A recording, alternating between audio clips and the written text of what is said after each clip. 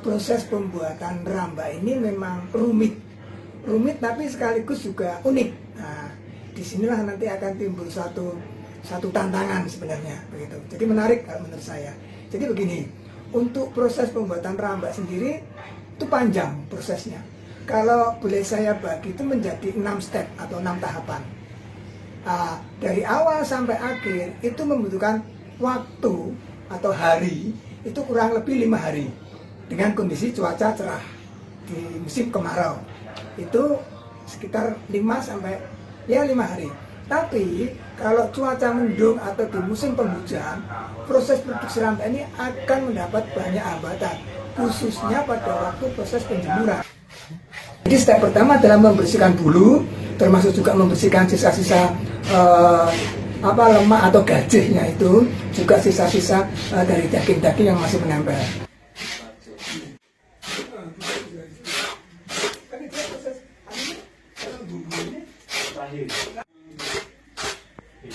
Nah, di situ kuncinya, Mas.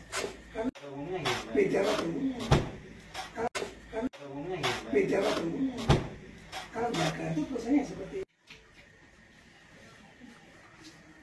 coba.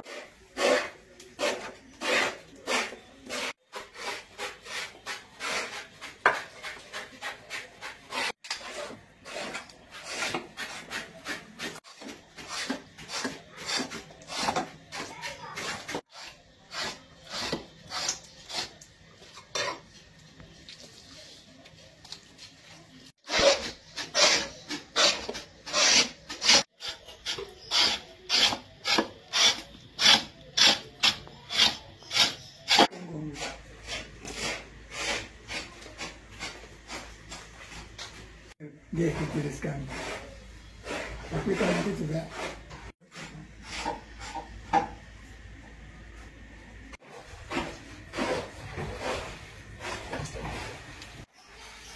kalau ada daging, kebetulan dagingnya sedikit. Kalau gajah itu kan yo mungkin yang jelas rapat. Nah, ini salah satu. Setelah semua bulu bersih semua, lalu tahap yang kedua adalah kita rebus. Proses perebusan kulit ini rata-rata selama 2 jam. Nah, di sini juga pengaruh juga apakah itu kulit sapi muda atau kulit sapi tua. Kalau kulit sapi muda itu rata-rata 2 jam, tapi kalau kulit sapi tua itu bisa lebih dari 2 jam, bisa 2,5 jam, bahkan lebih. Gitu. Jadi memang istilahnya kalau kulit sapinya itu sudah tua itu kulitnya alot gitu. Jadi direbus tuh susah matangnya tuh lama begitu.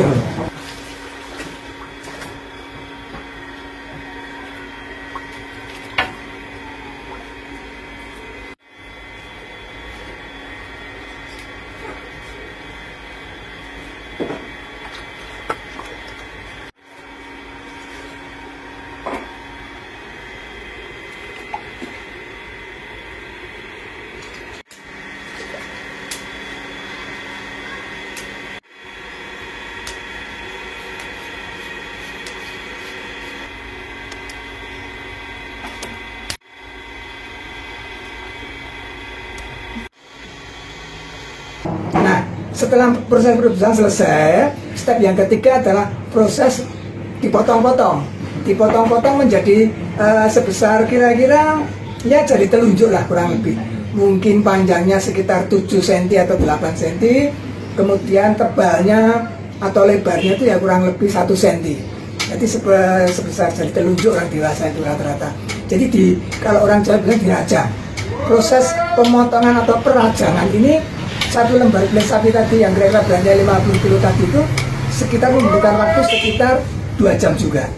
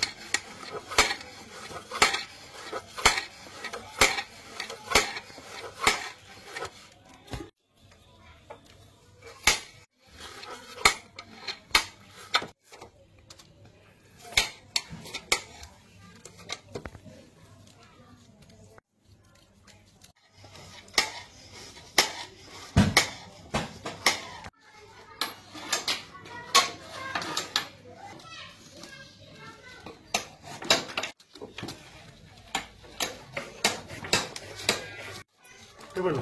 Ajeng ngopi. Bener.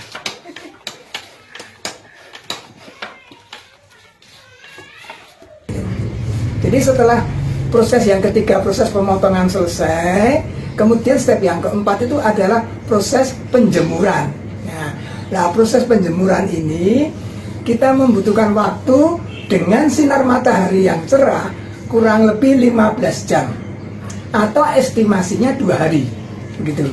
Jadi kalau 15 jam, kalau 1 hari 7 jam, misalkan jam 8 pagi itu matahari mulai panas cerah sampai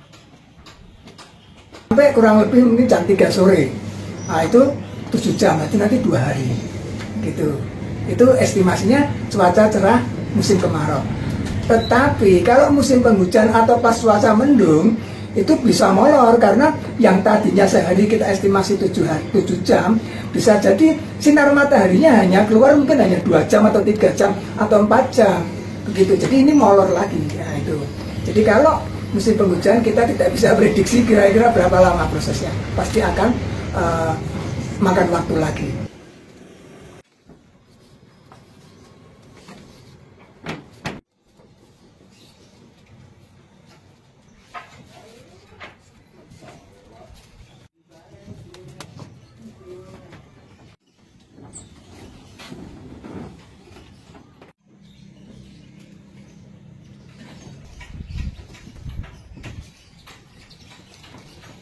Anu, ini sih kena gemben, Pak Dul, Bapak kula niku.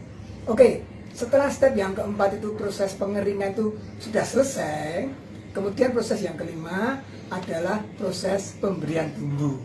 Pemberian bumbu ini kalau istilahnya kita itu ngungkep, kita ungkep. Nah itu bagaimana? Itu begini, dari krecek yang sudah kering tadi, kita bilang krecek ya.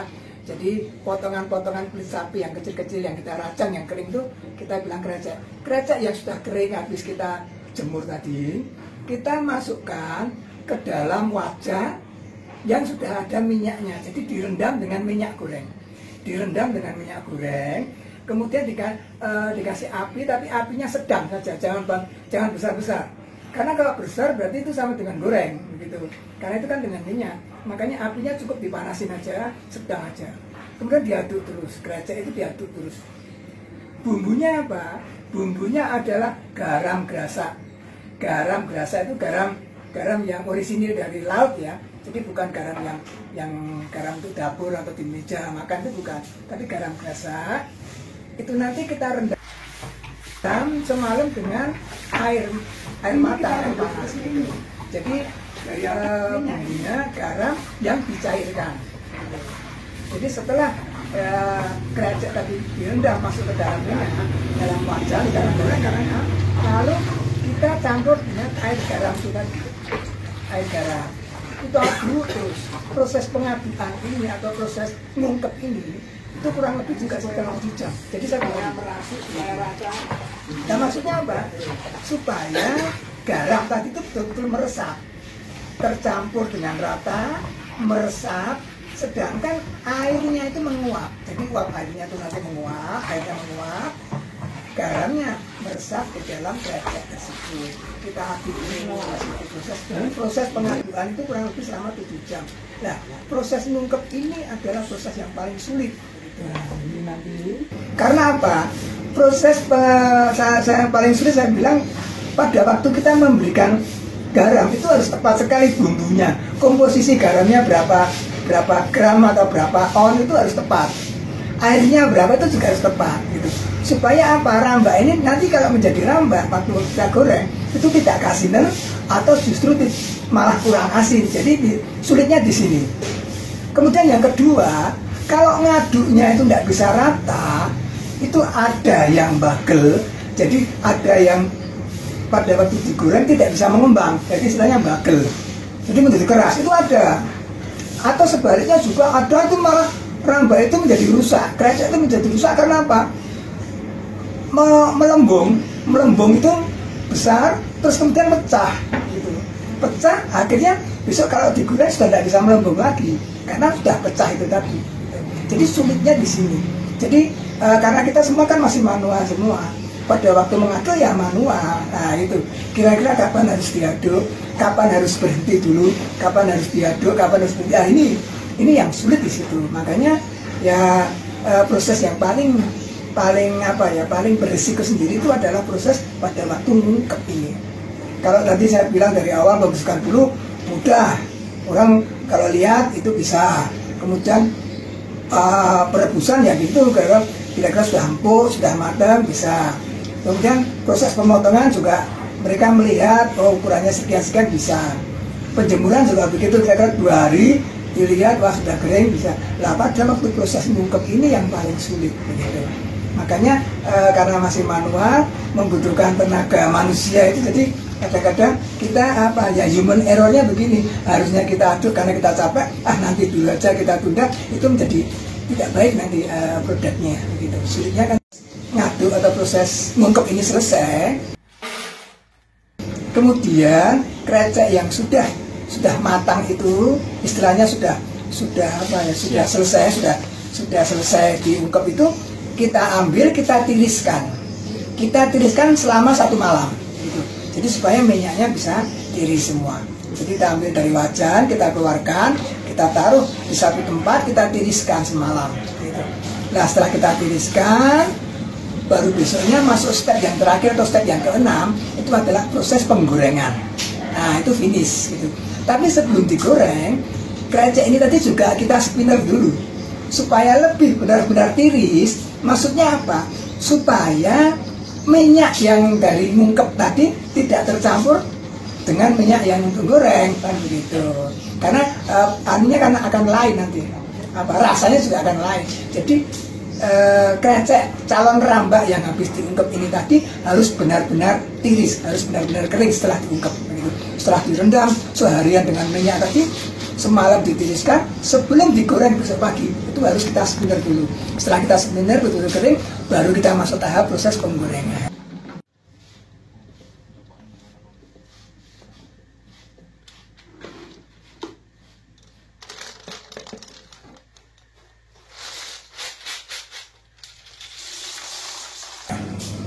Pada waktu proses penggorengan ini pun juga demikian, nanti setelah selesai penggorengan diangkat dari wajan, rambak ini sudah mekar, diangkat dari wajan, ini kita masukkan ke mesin spinner lagi, kita tiriskan lagi supaya minyak penggorengan tadi betul-betul tiris, baru kemudian masuk step ke packagingnya, ke packingnya. Yes, karena kami memang sudah lama, jadi sudah banyak, hampir di seluruh Indonesia ada prinsipnya. Orang Solo yang merantau ke luar daerah kan banyak sekali, ke luar pulau, bahkan diaspora yang ada di luar negeri pun juga banyak. Kalau mereka pulang kembali ke Solo, ke Indonesia, ke Solo, mereka pengen bawa oleh-oleh, ya udah mereka bawa juga gitu sampai ke luar negeri. Ada yang ke Singapura, ada yang ke Malaysia, ada yang ke Belanda, ke Australia. Jadi ya kita memang sudah menyebar nasional, sudah mulai dari Papua ada, karena orang-orang Solo yang ada di Papua juga banyak, yang di Batam, yang di mana-mana sudah ada. Mereka kalau pas ke Solo lebaran pulang, mereka bawa oleh-oleh rambak gitu. Jadi saya nggak langsung kita nyebar gitu.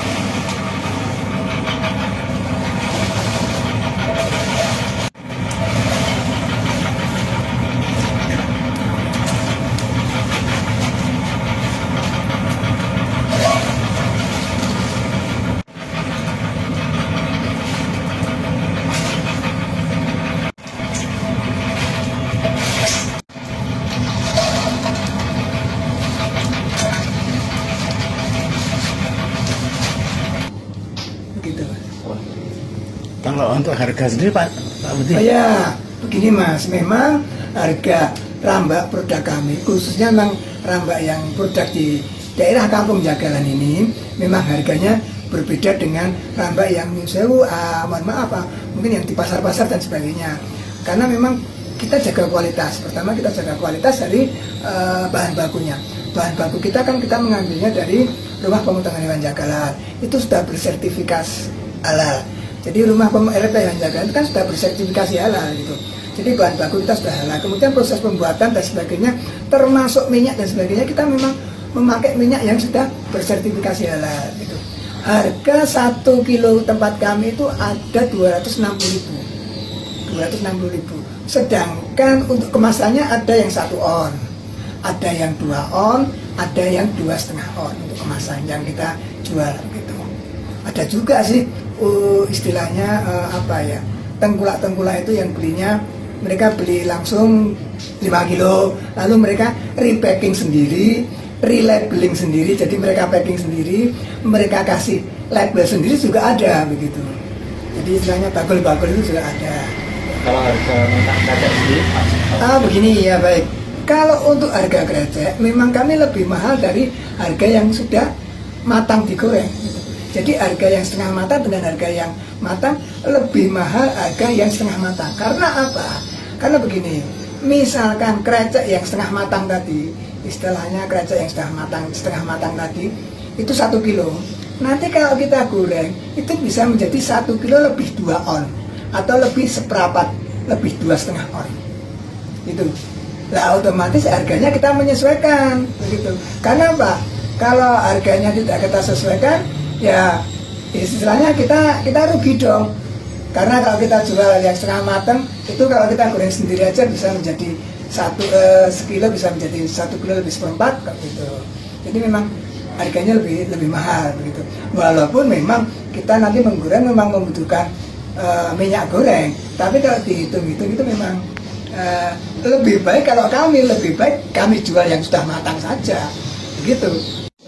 Harganya untuk krecek yang setengah matang tadi itu ada 300.000 1 kilonya? Ya, 1 kilo 300.000. Ya semata-mata itu sebenarnya kami justru pengen kalau nanda itu mereka tahu loh gitu prosesnya bikin rambak itu seperti ini. Tapi ya kalau mereka mau mengedukasi loh caranya nggak rambak ini. Ya ini salah satu